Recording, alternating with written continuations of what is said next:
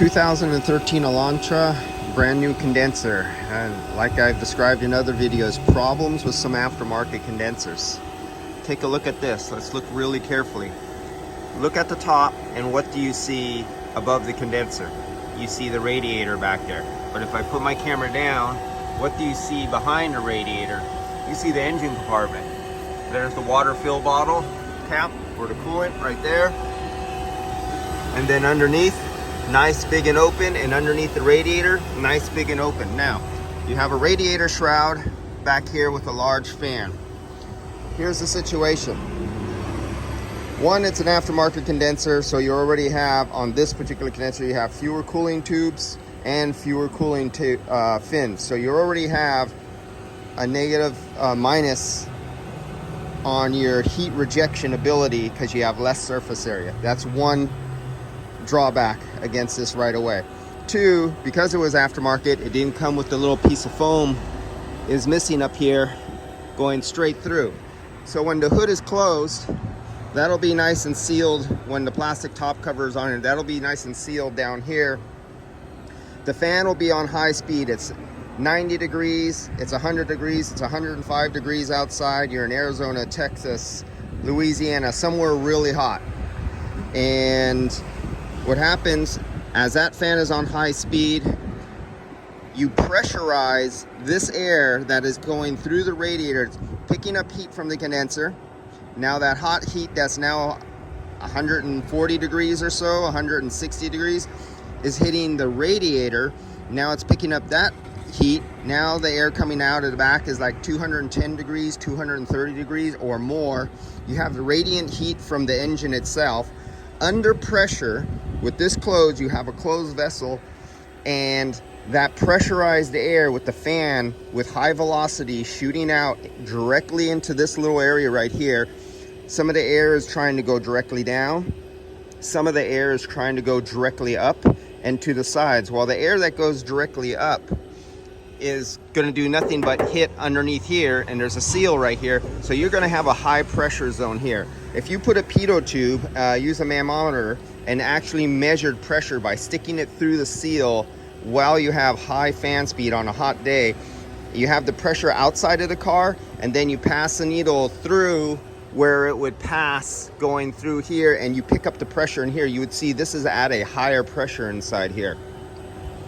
So what you're doing with that 200 plus degree air is it wants to escape the least, easiest, fastest, quickest, shortest route of exit to get the hell out of this high pressure zone. That's just a natural flow. So what it's looking for, it has this huge ass gap all along the top right here.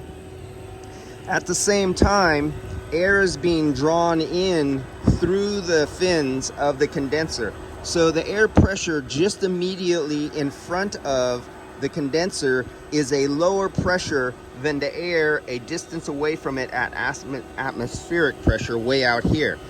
Here you're at a low pressure than here.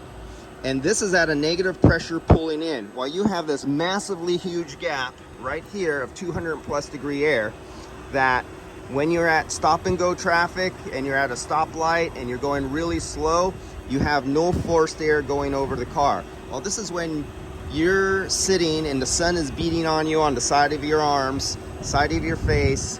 It's 90 to 105 degrees outside. This is where this air shoots out, comes, rolls around, and it'll come around the top few tubes, adding heat, 200 and some degree air, right in front on top of the condenser, adding heat to your refrigerant. The same goes to the bottom. You have air coming out through here, and your last few tubes down here, the last 4, 5, or 6 tubes are your subcooling, and you have 200 plus degree air rolling over and getting sucked right back in to your subcooling tubes, reheating, adding energy, taking away your efficiency, the capability of your refrigerant from properly cooling you off in the engine compartment, raising head pressure and lowering its ability to cool you inside the passenger compartment.